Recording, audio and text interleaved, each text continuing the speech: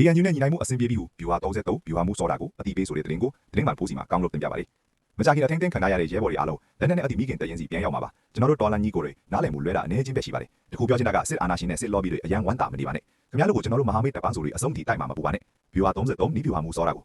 KNU နဲ့ညီနိုင်မှုအဆင်ပြေပြီးဖြစ်ကြောင်းအမျိုးသားညီညွတ်ရေးအစိုးရကာကွယ်ရေးဝန်ကြီးဌာနပြည်သူ့ကာကွယ်ရေးတပ်မတော် PDF အထူးတိုင်းစစ်ဌာနဗျူဟာ33နီးဗျူဟာမှုစောတာကိုဒီဇင်ဘာ18ရက်နေ့ဒီကနေ့နေ့လယ်ပိုင်းမှာသူ့ရဲ့ Facebook ကနေအတိပေးပါတယ်။အထူးတိုင်းစစ်ဌာနအမှတ်33နီးဗျူဟာရဲ့နီးဗျူဟာမှုရဲဘော်စောတာကိုတဝဲခရိုင်အမှတ်1တရင်မှုမင်းသားကြီးနဲ့အဖွဲ့ကို KNU တပ်မဟာ4တရင်1ကဒီဇင်ဘာ19ရက်နေ့မှာထိန်းသိမ်းခဲ့တဲ့ဖြစ်စဉ်နဲ့ပတ်သက်ပြီးကာယကံရှင်ရဲဘော်စောတာကိုအခုလိုအတိပေးတာပါ။ကျွန်တော်တို့မဟာမိတ် KNL တာဝန်ရှိလူကြီးတွေနဲ့ညီနိုင်မှုအဆင်ပြေပါတယ်။မကြခင်အထင်းထင်းခံရတဲ့ရဲဘော်တွေအားလုံးလက်နက်နဲ့အတူမိခင်တရင်စီပြန်ရောက်မှာပါ။ကျွန်တော်တို့တော်လိုင်းညီကိုတွေနားလည်မှုလွဲတာအနေအချင်းပဲရှိပါတယ်။ဒါကလည်းပြဿနာမဟုတ်ပါဘူးခင်ဗျာ။လူရဲဘော်စောတာကိုရေးသားထားပါတယ်။တော်လိုင်းမိဘပြည်သူတွေနဲ့ရဲဘော်ရဲဘက်တွေကိုကျေးဇူးတင်ကြောင်းဖော်ပြပါတယ်။အခုဖြစ်စဉ်ကို KNU နဲ့ NUG နှစ်ဖက်တာဝန်ရှိလူကြီးတွေအဆင်ပြေအောင်ညီနိုင်မှာဖြစ်ကြောင်း KNU တပ်မဟာ4အမေရိကထဝဲခရိုင်ပြောရေးဆိုခွင့်ရှိသူပတော်စောအဲနာကဒီကနေ့မနက်မှာပြောဆိုထားပါတယ်။အခုလိုပြဿနာဖြစ်ပွားရလာဟာမြေပြင်မှာပုတ်တိုက်မှုအသေးအမွှားများစွာဖြစ်လာခဲ့တဲ့အကြောင်းအချင်းမီအရေးယူဖြေရှင်းမှုအားနည်းဟဲ့လို့အခြေအနေကိုလစ်လျူရှုတဲ့သဘောတက်ရောက်ခဲ့လို့အခုလိုအခြေအနေရောက်ခဲ့ရလာလို့ရှင်းပြပါတယ်။ပြဿနာဖြစ်ပွားမှုကိုနှစ်ဖက်တာဝန်ရှိလူကြီးတွေကအတိအကျထုတ်ဖော်ပြောဆိုတာမရှိပေမဲ့ KNU တပ်ဖွဲ့ဝင်အချို့ကတော့ KNL တရင်တနစ်ကရဲဘော်ကို PDF ရဲဘော်က right နဲ့လို့တတိမေးတဲ့အခြေအနေမှာအခုလိုပြဿနာဖြစ်ခဲ့တာလို့ရေးသားထားပါတယ်။ရွေးကောက်ပွဲနဲ့လူငယ်နဲ့ပြည်သူများစန္ဒမဲပေးရမည်ဖြစ်ပြီး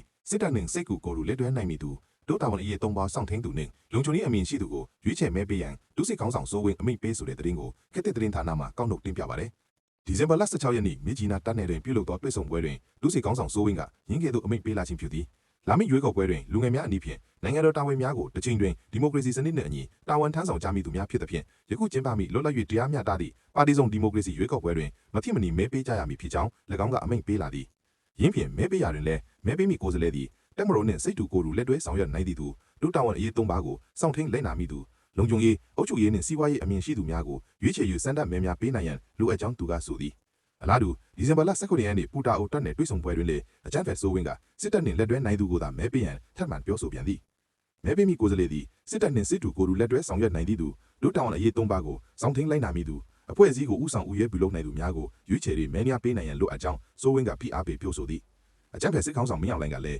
းစစ်တပ်ကပြုလုပ်မိရွေးကောက်ပွဲတွင်နန် CDM ဝန်ထမ်းများအနေဖြင့်စစ်တပ်နှင့်တဟတာတိဖြစ်စွာလက်တွဲဆောင်ရွက်နိုင်သူများကိုစံတာမဲပေးရွေးချယ်ရန်လိုအပ်ကြောင်းဒီဇင်ဘာလ3ရက်နေ့ပြည်ဦးလွင်တွင်ဝန်ထမ်းများနှင့်တွေ့ဆုံစဉ်ပေါ်ပေါ်တင်တင်ဖိအားပေးပြောဆိုခဲ့သည်ပတင်ကြီးတွင်ပြည်သူ့စစ်အဖွဲ့ကကြေးရွာများကိုဝင်ရောက်စီးနင်းပြီးလူငယ်25ဦးကိုပေါ်တာဆွဲဖမ်းဆီးကတဦးလင်ကွေးချက်330ဖြင့်ပြန်ရွေးခိုင်းမုံရွာတွင်လည်းလူငယ်90ကျော်ပေါ်တာဆွဲဖမ်းဆီးခံရဆိုတဲ့သတင်းကို Line Info သတင်းဌာနမှကောက်နှုတ်တင်ပြပါတယ်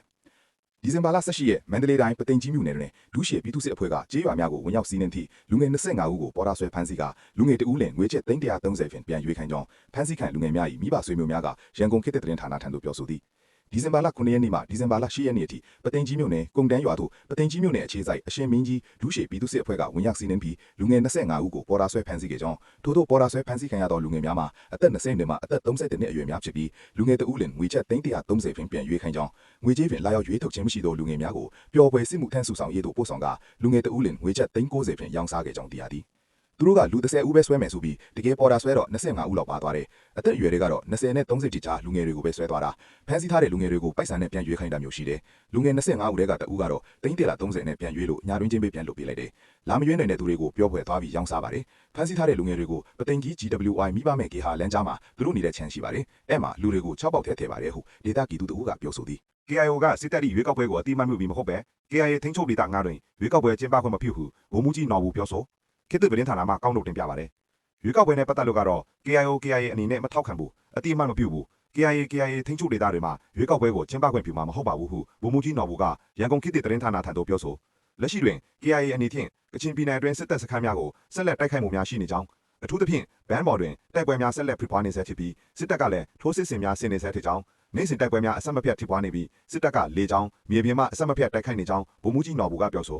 ကချင်ပြည်နယ်အတွင်းမှာကတော့တိုက်ပွဲတွေကတော့တောက်ချောင်းဖြစ်နေပါတယ်ဘန်းပေါ်မှာဆိုရင်နိုင်စဉ်တိုက်ပွဲတွေဖြစ်နေတယ်စစ်တပ်ကသူတို့လက်လွတ်ဆုံးရှုံးထားတဲ့နေရာတွေကိုပြန်ရဖို့မြေပြင်မှာထိုးစစ်ဆင်နေသလိုလက်နက်ကြီးတွေလေကြောင်းတိုက်ခိုက်မှုတွေရှိနေတယ်ခေါင်လန်ဖူးဘက်မှာလည်းတိုက်ပွဲတွေဖြစ်နေတယ်ကျွန်တော်တို့ကတော့ခုခံစစ်တိုက်ပွဲအဓိကလို့ပြောရမှာပေါ့ကချင်တပြည်နယ်လုံးမှာတိုက်ပွဲတွေဖြစ်နေပေမဲ့အသေးစိတ်သိရဖို့ကတော့အလှမ်းဝေးတာရှိပါတယ်ဟုဗိုလ်မှူးကြီးနော်ဘူးကပြောဆို KIA အမေဖြင့်စစ်အာဏာရှင်အမြင့်ဖြတ်ချင်းမုံကြီးဦးတီချက်ဖြင့်တိုက်ပွဲများဆက်လက်တိုက်ခိုက်ထိုးစစ်နေဆဲဖြစ်ကြောင်း၎င်းကအတည်ပြုပြောဆိုသွားသည်